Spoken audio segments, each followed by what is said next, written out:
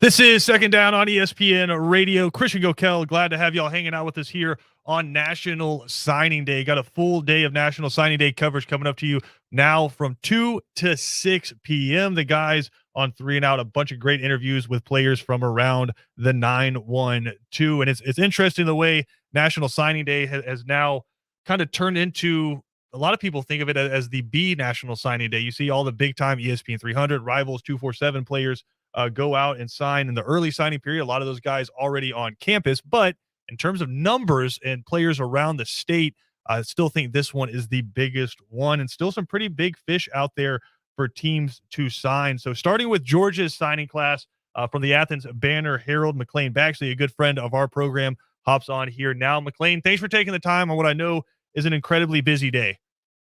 Yeah, it's actually kind of talked about it a little bit, how it's less busy of a day because of the big schools like the Georgias, the Alabamas. They kind of get everything out of the way there in December. So today's been more lax than I predicted, but it's still definitely kind of our Super Bowl. So let's start with Georgia, because I know writing for a newspaper like the Athens Banner Herald, you have to cover both high school and college. But let's start with Georgia there. For the most part, like 90% of their class was locked up there in the early signing period. I know they were waiting on some guys today like Darius Smith from Baxley to go ahead and sign, but felt pretty strong about those commitments. What were some of the ones today coming in where Kirby Smart and his staff were hoping to hear from some guys and get those letters of intent? I think the biggest one, you talked about the commits that already committed. Those were expected and they felt good about. But the biggest one so far was defensive lineman Christian Miller from Cedar Grove there in Atlanta. He's a four-star defensive lineman, number 102 nationally per 24/7 Sports. And he's a guy that has been on campus a ton. He's been, he's very active on social media. He's got several friends that go to Cedar Grove. He was the same love and posting he was doing for Georgia. He was also doing for Ohio State, Miami, Florida A&M, Oregon a little bit also. So while I think there was a good sense that he would end up in Athens, I think there was still, I don't think anybody, whether on the reporting side or in the Georgia camp, could super feel confident that Miller would end up putting on the red hat there at his commitment ceremony. But he did. Just after noon there on ESPN and 11 Alive, he committed to Georgia. So that's another just huge, addition to already very defensive heavy signing class for Georgia. That's the biggest one. And then this running back out of Texas, Andrew Paul.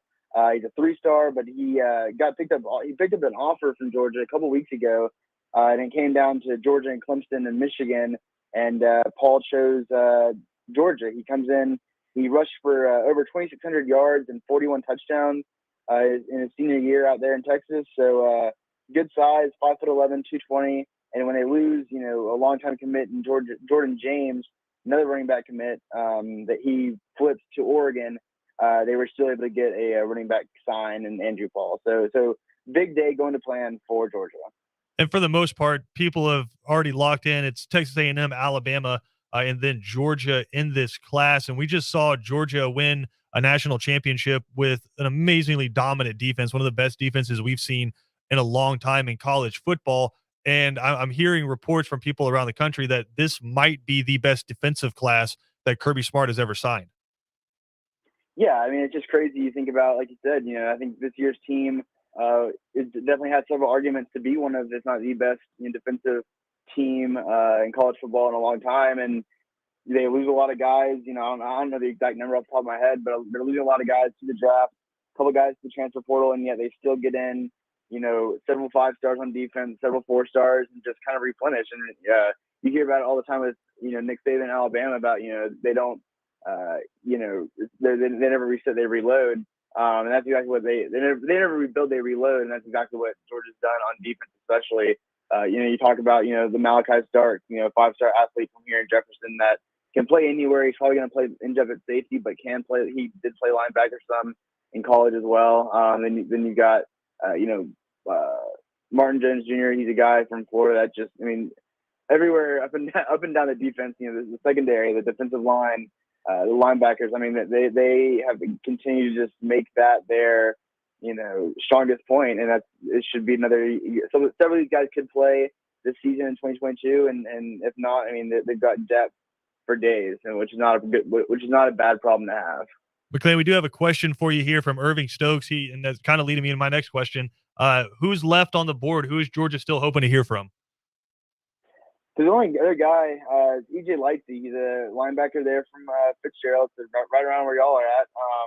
He's a former Florida commit and had kind of come down to Georgia and South Carolina. I think a lot of people are feeling it's going to end up going to Georgia, and it should come any moment now. But that's kind of the last piece of the puzzle. I mean, after Lightsey commits or doesn't commit, and that's kind of going to put a bow on Georgia's 2022 signing class. You talked about it.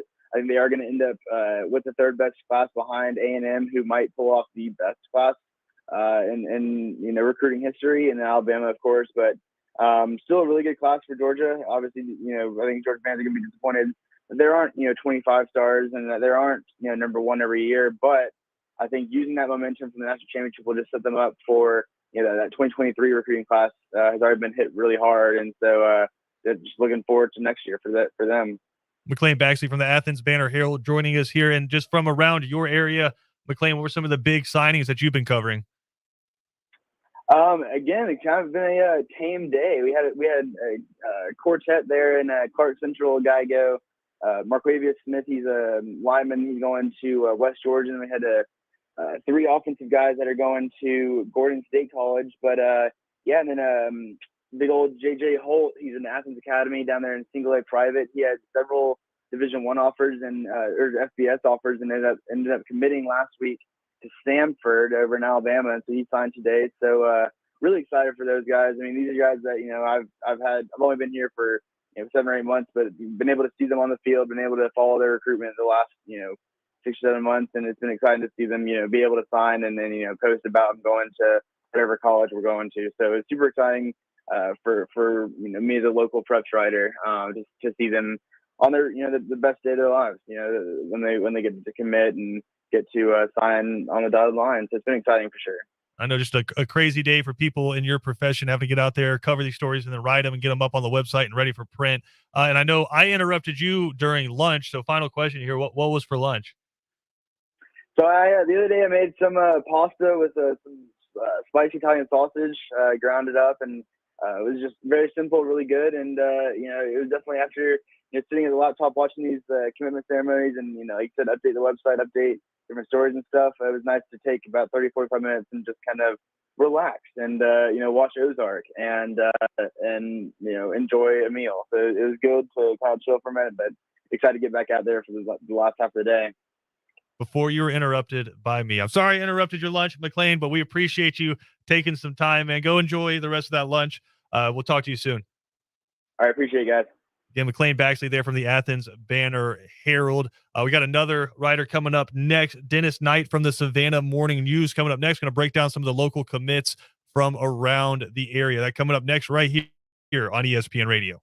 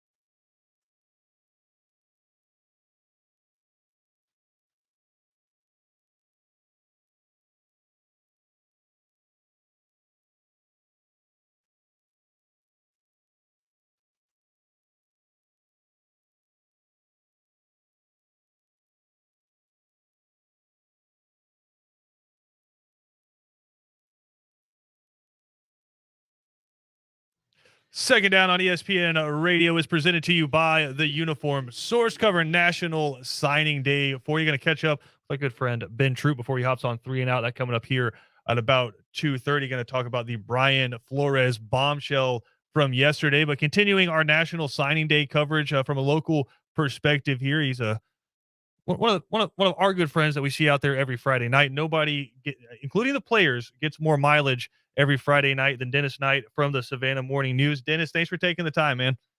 Hey, no problem. Thanks for having me. And I know just a crazy day for you guys out there. What's the travel itinerary look like for you so far? I've just been out to Jenkins, cruised over to Islands. Now I'm going to head over to BC. And we had a freelancer hit Savannah Christian and New Hampstead. And then he's also covers Richmond Hill, so he's headed there. And another one of my friends is out at Effingham County early this morning. They had their signing. Des, I want to get your perspective on this because you've been writing in Savannah kind of as the change from this being the biggest day where we saw all the antics and stuff like that on TV to early signing period really being from a national media perspective the biggest day, but for local kids and I think for the vast majority of players who signed to play college football, this is still the biggest day. Yeah, the December signing period is kind of overtaken the Power 5 schools, but there's a lot of kids, there's a lot of scholarships out there beyond the Power 5 level. And that's what's great for these kids on the February signing period. All these kids are getting a chance to continue their playing career while getting a free college education. And we saw a Savannah native there in Nolan Smith get the last tackle in the national championship there for Georgia. But the recruiting down here has really picked up. It seems like West Virginia only gets wide receivers from the Savannah area. And there have been a ton of guys from Savannah who've gone down to IMG and then to other places. And it just seems like over the past few years, we've seen more and more coaches from around the country start to realize that this is kind of a talent hotbed. How have you seen that develop the past few years? Oh gosh, when I first moved here, I remember one signing day, I think there was like maybe 2 kids that signed. And that was just when they only had the one signing day. And now we're just inundated with kids from throughout the area signing. And I think it's been, some of the coaches have really worked hard. Guys like Rob Deloach with the factory, helping out kids from all different schools.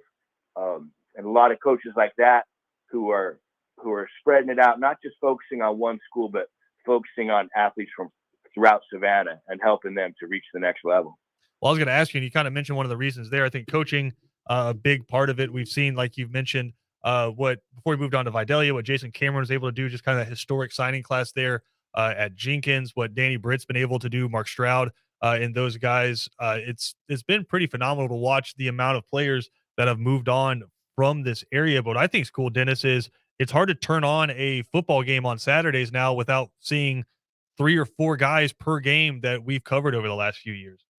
Oh yeah, I love doing that. I've been doing this a long time, since back in the Bay Area in California, and that's one of my favorite things to see players going on to play college, and then sometimes all the way to the pros.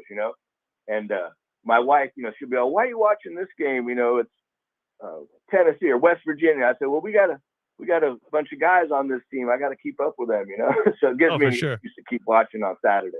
Now, I know you really get in depth with the guys, and these guys from the time they're freshmen and playing to the time they reach today where they go off and play at the next level. What are some of your favorite stories from some of these guys this year as you've covered them the past 4 years? Well, one guy that stands out is Tommy Bliss from Richmond Hill. He's a defensive back who's going on to play at Mercer.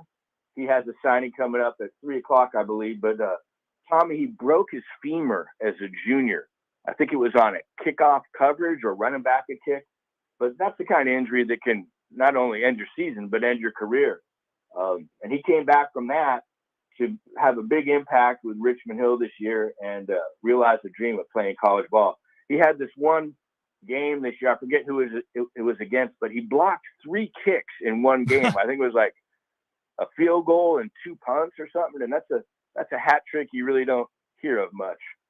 No, for sure. And I know you don't just cover in the city of Savannah. Like you said, you just mentioned a Richmond Hill kid right there, but the surrounding areas, right? The Effinghams out into the Bullitt counties, you cover all of that. And I've always found it interesting because we're humans, right? And we're always going to take the path of least resistance. But how interesting has it been for you moving from the Bay Area to an area in South Georgia where you're a lot of times an hour and a half to 3 hours away from a major airport? It can be really hard to get these big time coaches in there. So you have a lot of schools like Jenkins just sent 3 kids to the same community college. You kind of get these little, I guess, funnels to certain schools from certain high schools, but it's really hard to get these big time coaches to hit some of these small time schools.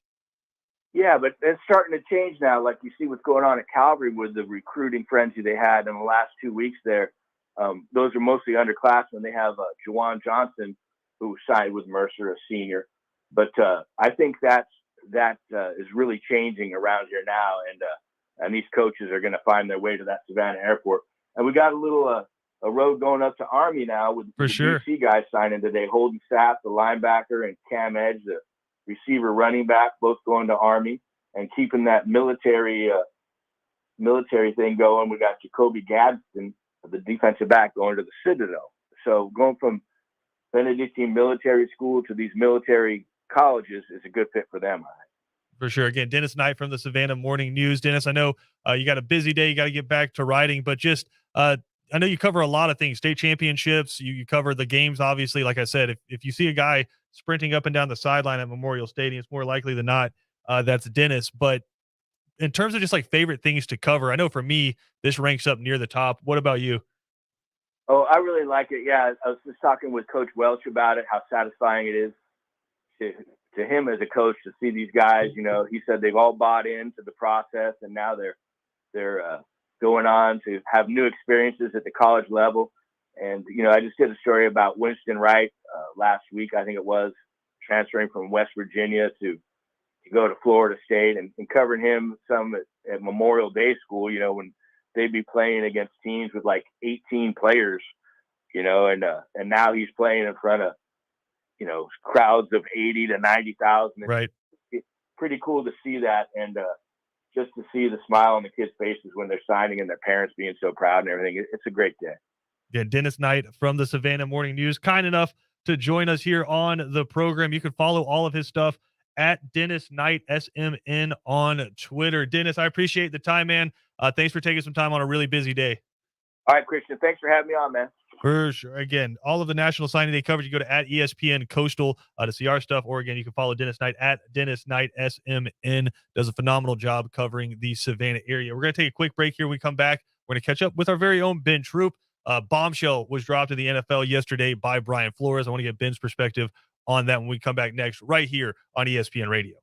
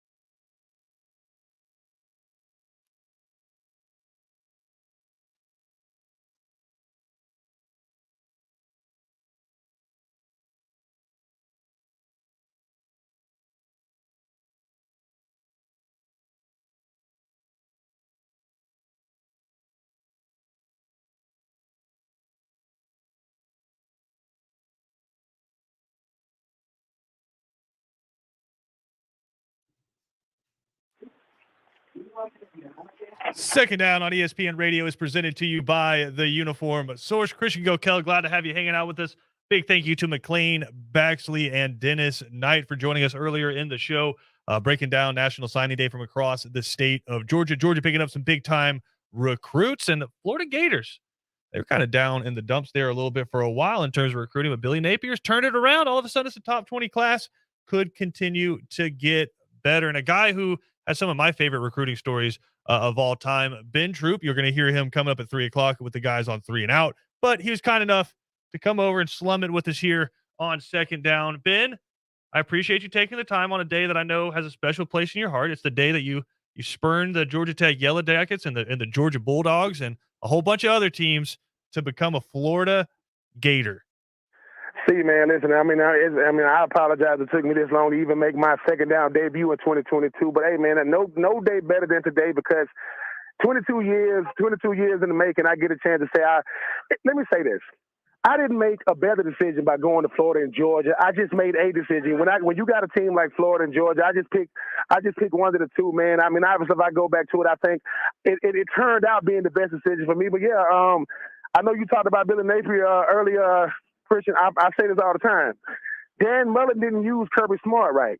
Billy Napier is saying, okay, I'm seeing what they're doing. Let me emulate the infrastructure first before I even try to put the product on the field. Oh, yeah, for sure. And, Ben, I was going to ask you about this. You are a guy who was recruited by everybody coming in to your home in Swainsboro, Georgia, talking to you. You had Steve Spurrier come into your house. During your time being recruited, what was the one moment where you're like, all right, this is a little bit weird? Like, I got all these 50, 60, 70-year-old dudes coming in here trying to act cool, trying to act hip, trying to get me to come. And it's got to be fun because they're giving you attention, but there had to be some weird stuff. The weirdest thing ever was Billy Donovan, Tommy Bowden, and Lou Holtz were all in my, and Steve Spurrier were all in my, they was all in my principal's office, and they were all looking for me, and I'm 17 years old, Chris, you know how it is. After football season, I got wrestling. After wrestling, you got track or some other sport. I'm trying to get on the field, man. I appreciate it, but they're like, hey, there go Jim Down, and there go Lou Holtz, there go Tommy Bowden, there go Steve Spurrier, and that's how Steve Spurrier come in my house. When he leaves, Lou Holtz coming there. When Lou Holtz back up my driveway, Tommy Bowden comes in. When Tommy Bowden backs out, there go Jim Down. And it was surreal to me because I didn't come from a prestigious high school that's putting out Division I players every year. For me, Carlos Rogers, Isaac West, we were the first of our kind, man. And for us to be able to handle it the way we did, being real ignorant to the whole process, it was weird. I'm not saying it wasn't weird, Christian, man, but at the same time, I took care of what I could control. Thank God it wasn't because of, postseason success, but it was great, man, because at the end of the day, my teachers, my parents, my coaches, they were so happy for me, man, because they knew I get to continue my athletic and academic career at the next level. I was at Glenn Academy earlier this morning for their signing day ceremony. I thought Rocky Hidalgo made an interesting point because I know you have always been a player first kind of a person, and you don't commit to a coach, you commit to a school, and you commit to a reason for going somewhere. And I thought Coach Hidalgo made a good point where he said that it's not just about going to play sports somewhere, and it's not even honestly about just academics. If you want to look at it from that perspective, it's about you are now being presented an opportunity, and these kids wouldn't be presented it otherwise a lot of times, to become a member of a family. And for you, that was Florida, but any school you go to, they're going to have alumni. They're going to have other people there that you can develop with for the rest of your life. I think that's one of the biggest unspoken benefits about today. It is. Look, I'm not one to give any praise to John Calipari, head coach of the Kentucky Wildcats, but he said something that resonated with me. He said, he's sitting in front of his team one time. He said, if I gave you a lottery ticket, or if I gave you this opportunity, which one would you take? And the kid was saying a lottery ticket. He said, but what you don't realize is that's what this is. This is your ticket. Because, look, the University of Florida worked out for me. I'm not trying to sit here and act as if, I'm anything without them. But I didn't realize how big of an opportunity it was. I didn't realize what I was really doing. I didn't realize the brand known as the University of Florida or the SEC or Steve Spurrier.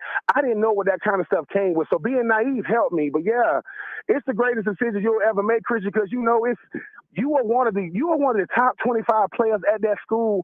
You are one of a very, very select group of every senior that play a sport want to be signing somewhere, and you one of them ones. And the thing is, that's, shout out to my grandfather, Clifford Troop. He would always say, "Boy, you one of them ones." And that I got to do that in 2000. So it's humbling. It really, really is. Coach Rocky Hidalgo and, different coaches around, Danny Britton, those guys. And I know they want to win state championships, but their state championships when they watching them seniors sign to go. And look, I went to Florida. You got the Georgia, Alabamas. I don't care where you sign today. If you sign today, please say thank you to all the people, places, and things that help you get there. Because Christian, it takes a village to do it, and it's going to take a village to keep you there. But congratulations to everybody that signed today. Yeah, I would say my dad was a coach in high school coach in football and soccer, but I never saw him work harder than trying to get college coaches just to look at his players. I know his proudest moment, he talked about it when he retired, his proudest moment was you can only put 11 players on the field in soccer, and a lot of them are going to be different classes, but he had a class where he signed 13 players, and 6 of them didn't even start to go on and play. So I know for a lot of coaches, that's the number one thing in their mind. All right, Ben, I want to transition here. I know you guys are going to spend a lot of time talking about this. It's what you're talking about at 3:00, but Brian Flores, I think, just dropped a bombshell, and I don't know that we necessarily appreciate how big of a bomb it is, and it's hard to look at that in the immediate aftermath, but I think when we look at it in the weeks and months from now and the change that I think it's going to force, I think we'll be able to step back and appreciate what Brian Flores has done. I don't know that he's going to coach in the NFL again. I don't know if he's ruined the trust with some of the owners and decision makers. He will coach somewhere. I just don't know if it's going to be in the NFL again. But Ben, I know you guys are about to talk about this a lot, so I don't want to go with just the commentary route. I want to ask you, how do you fix it if you're the NFL? If Roger Goodell got together with the owners and they actually had a pure heart and said, we want to fix this, what's the best way to go about it? What would that be in your mind? The Rooney Rule has to be extended. It can't just be giving me an interview. An interview is an opportunity to get a job. It's not the job. It's not saying, hey man, we got to make another rule up. Or in a sense, if that's the case, it's almost like this. You want to show how crazy we can be? All right, man. If you don't want to hire, which they might do it, if you don't want to hire black head coaches, you shouldn't be able to hire black position coaches. Shouldn't be able to hire black GMs. Shouldn't be able to hire, black presidents. Because what happens is, Christian, it's something that Flores said. We had a fork in the road. It is 2022, and if it's 2022, right? We have one black coach in 2022, a league that's dominated by black players. So what I'm saying is, Brian Flores ain't doing something that hasn't been done. He's exposing something, a way to say, listen, I am willing to put my career on the line because I don't think y'all understand. I'm getting paid to lose games. I'm getting paid. The head coach, I'm going into an interview that's already filled, and I got notified by the greatest head coach in NFL history. So I think, I would love. Listen, if I had a solution, Christian, man, I would definitely send that CC email for Roger Goodell. But I think at the end of the day, we need to stop acknowledging. We need to stop acting as if we didn't know this was a problem. I don't get how the product on the field looks a certain way, but the people that's in charge of that can't look that same way. It's crazy to me, man. I mean, certain things is always gonna baffle my mind, Christian. But I just think that if Robert Flores never ever played in the National Football League, he would have made the greatest sacrifice of any coach I've ever known. And I am the whitest person that you will ever meet. I am. Go get some printer paper and look at it. I am white. But I can't imagine how incredibly frustrating it is for people in that business that are black, that are trying to come up and feel like they have checked all the boxes, then that they deserve this spot, and then to just be continuously passed over. And for people out there who are like, it can't be that bad. There are 32 NFL teams. There is one black head coach, and it's Mike Tomlin. There are 7 NFL GMs and potentially 8, depending on what the Steelers decide to do after the draft. So out of 32 NFL teams, so 64 spots between head coaches and GMs, there are 8 black people in those positions. And it's a league that is 57.5% black. So it's staggering to me, Ben. And it's what I think has to be incredibly frustrating is this isn't anything new. And it's a league that keeps trying to show you how woke it is, how involved it is in all these societal things, and is trying to change America. But you can go back and what Chris Rock did the stand-up routine like 30 years ago, right? Where he said Shaq's not wealthy. He said Shaq's rich. The guy who signs Shaq's checks and says, go have fun, Shaq, that's wealth. And so I think the most important one in the NFL, and probably the biggest reason why we're having this conversation right now, is there are 0 black owners. So when it comes to the money making decisions, Roger Goodell is just a mouthpiece. When it comes to the decisions, there are 0 black people in that room. All I'm saying is, Christian, man, I have a different level of appreciation for the military because I'm around people like yourself, people like BJ. And you help me understand what the military really went. It's bigger than a flag, right? It's a sacrifice they made, right? And I understand it better because I listen to you to understand. People don't listen to black people to understand. They listen to us to respond.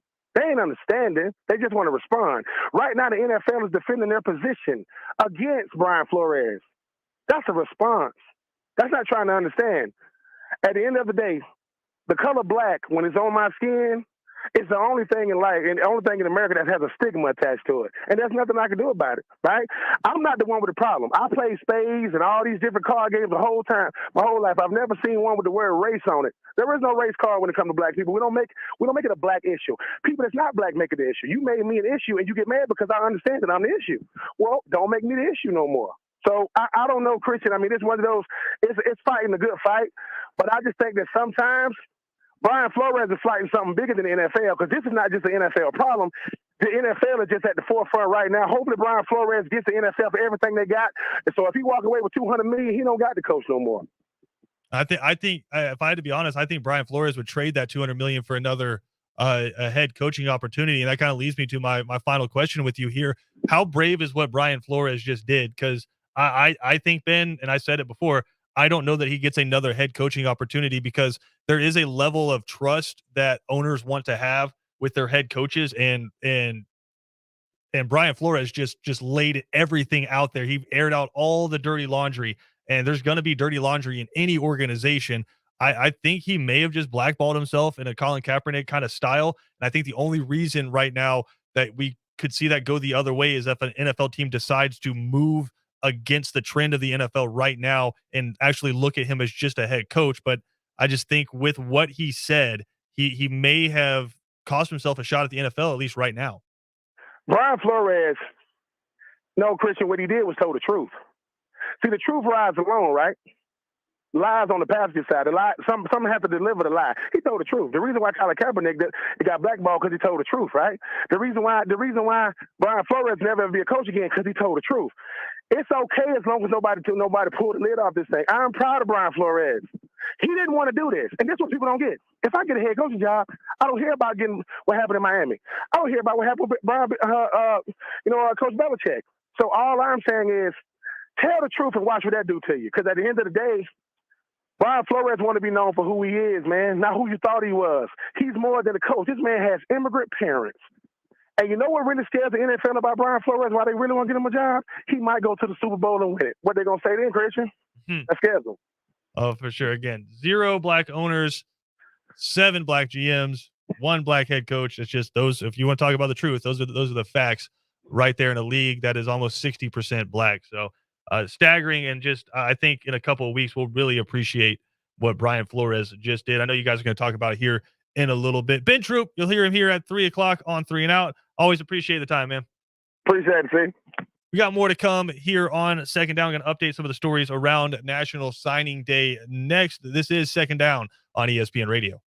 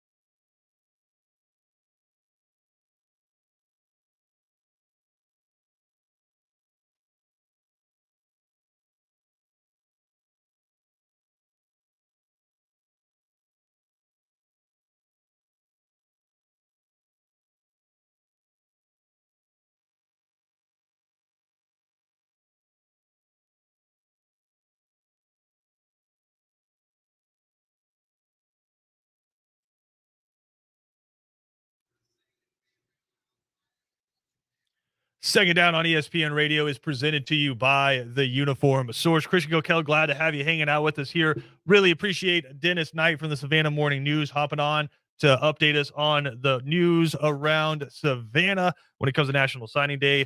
And then a little bit earlier in the show, we have McLean Baxley on from the Athens Banner Herald to give us the latest from UGA. If you missed any portion of the show, you can check it out on ESPNCoastal.com, Spotify, Apple Podcasts, YouTube, basically anywhere you get your podcast, you can find the show. And then, of course, awesome conversation with Ben Troop there in the last segment. He's going to continue that coming up on 3 and Out here in about 10 minutes. But a couple of interesting comments from some pretty significant head coaches inside of college football here on National Signing Day that I want to dive into.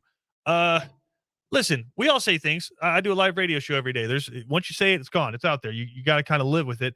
And I think the biggest concern for SIDs, the sports information directors at these colleges, have to be when they let their coaches do the live hits. Press conferences are press conferences. Coaches, for the most part, control the press conferences. But if you put these coaches in front of a camera and they're on one of these ESPN or Fox Sports kind of roundtable discussions, can't really control the narrative as much. And so that's kind of what happened to Lincoln Riley about an hour ago. He was on ESPN talking about his class. And keep in mind, this is Lincoln Riley, who just left Oklahoma before the season was over because he still had a bowl game, just left Oklahoma to go out to USC to take over as the head coach out there. So let's just bear that in mind. And also the same coach that just took Oklahoma's starting quarterback. I know Caleb Williams made his own decision there, but still, you leave Oklahoma, and then their freshman quarterback, who is all-world, follows you to USC. So just keep those facts in mind as we get into Lincoln Riley's quote here. Lincoln Riley said, quote, "I think at some point we'll have to put out some guardrails. I think it's difficult for players, difficult for coaches, and difficult to build rosters." This is in regards to the transfer portal. Let's go over that first sentence again. I think at some point we'll have to put in some guardrails. I think at some point. I think after I get Caleb Williams, maybe we should put in some guardrails. Lincoln Riley just not quite reading the room. Maybe wait like a week until you talk about putting in guardrails after you take Oklahoma's starting quarterback. And I am not disagreeing with him at all here. I do think there should be some guardrails. How significant those guardrails are, I'm more along the lines of I think they should actually be like the bowling alley guardrails, and a lot of people want them built up as a 10-foot high fence. I think there needs to be some sort of, I don't even want to call it rules. I think more so guidelines about dates and when you can transfer. Because I do agree that after you lose your third game in the first 8 games, and then all of a sudden a player's like, you know what, coach, this ain't going right. I'm going to transfer in the offseason anyway. I'm taking off the last 4 games. I can see how that can be hard to manage, especially with injuries and these past couple of years dealing with COVID situations. It can become untenable for a coach when players just start sitting out because they're about to transfer. But more significantly, when it comes to a timeline, I don't think it should be so much on the players. I think it should be more so on coaches contacting the players. There has to be some sort of guideline out there. And right now, the NCAA has just completely thrown their hands in the air and said, we're going to let the states deal with this. So think about what that means for just the state of Georgia. I mean, I'm going to ask the first question. Do you know who your local representative is? Second question is, do you want him or her determining the rules and outcomes of college football's future? I'm not saying you do. I'm not saying you don't, but I'm saying, don't we usually want the people who have the biggest deal of expertise on this dealing with this? Right now, the NCAA has thrown their hands in the air because they got smacked around so much the past couple of years that they just don't, they can't have another bad about face, right? They have to keep putting their best foot forward. And so right now they're taking these little baby steps. And anytime something significant happens, they're saying, we're just leaving it to the federal government. We could use some help from them. And so they've thrown it to the states. And so that's why right now across America, every single state has a different rule, right? Right now in North Carolina, the North Carolina at Chapel Hill players, the ones with the Tar Heel and with the powder blue, they can use North Carolina's logos inside of their NIL deals. They can go out there and sell themselves as a student athlete at North Carolina. You can't do that in Georgia right now just because of state laws. And so do I agree with Lincoln Riley that there do need to be some guidelines when it comes to the transfer portal and with NIL? Absolutely. Do I think maybe he should have waited a week after stealing Oklahoma's starting quarterback before saying it? Probably. And it is fair. It's a tough situation to deal with as a coach. And I thought Brooks Austin brought up a good point. Our friend from Dogs Daily on SI.com, he said it's a 365 days a year job for coaches now. And it's self-recruiting that has added those extra days. There's a dead period that the coaches are in right now where they can't contact, can't recruit. And so it's meant to be, hey, we can't have these guys going 365. Can some of the bigger schools that can afford a staff of 50 guys? Absolutely. Can a majority of the smaller schools? No. And that's really where the NCAA's come in with these regulations, the scholarship limits, the contact periods, right? That's where the NCAA has tried to kind of level the playing field with the Georgias versus the Fort Valley States, right? It's just they're trying to help out, just keep some semblance of fairness in this thing. And it's illusion. There is no fairness in this, but the NCAA is trying to help out there. But as they've thrown their hands in the air, there are no guardrails. And so now coaches, when it's a dead period where they can't go out and recruit high school players, they're now spending times talking to players that they currently have and saying, listen, man, I told you when you came here, you're going to be able to play a running back. But right now we have 7 guys in that running back room and it just doesn't look like that's it for you. We want you to play corner, but we don't want you to leave. Right. And maybe it is in the best interest for that kid to leave, but this is what the coaches are having to deal with. And listen, there's a reason they get paid tens of millions of dollars, and the assistant coaches now are making more money than they ever have in the history of college athletics. It's because they're having to deal with this. I know I say it a lot on this show, but Jerry Jones said that college football coaches deserve to be paid more than NFL coaches because they work more. And it's the case. We just saw these past couple weeks, Kirby Smart flying all over the state of Georgia in a helicopter, literally won the national championship and was recruiting the next day, and then went to a parade and then was flying his helicopter all around the state of Georgia trying to find that next class. It's what college football has become, and there do need to be some guardrails. I don't know how significant they need to be. I believe in a free market, and I believe that players should be able to go out and earn whatever they want to when it comes to name, image, and likeness. Now, we have a situation at Miami where a billionaire is coming through and cutting checks to players at Miami just for simply being players at Miami. That's one of those gray areas. The school's not paying them, but a guy is simply paying them because they go to Miami and he believes they deserve to make that money. Listen, if somebody wanted to come in here and offer me $40,000 extra a year just because I am who I am, I wouldn't want you to say no. I wouldn't be like, man, you're greedy for taking that. I think it is what it is. Good for those kids making that cash, but it's kind of become a situation where the NCAA is saying, hey, you guys wanted this, deal with it. Everybody wanted this, deal with it. And now the coaches are having to kind of play catch up here. And I think the ones who do it quickest will see the biggest benefit. And it shouldn't be a surprise that Nick Saban is one of those guys just dominating right now in recruiting, but also in the transfer portal, just selling these guys on the fact that, hey, I came to SEC Media Days last year, and Bryce Young, before he had ever taken a snap as a starting quarterback, was earning 7 figures through NIL. Imagine what I can do for you if you come to the University of Alabama. So it's fascinating, but Nick Saban not free from a little bit of critique today because he did come out there and get on a little bit of a high horse today. Nick Saban, during his statement about his recruiting class, gets out there and says, I hear these crazy people on TV who say now you're doing it, quote, above board.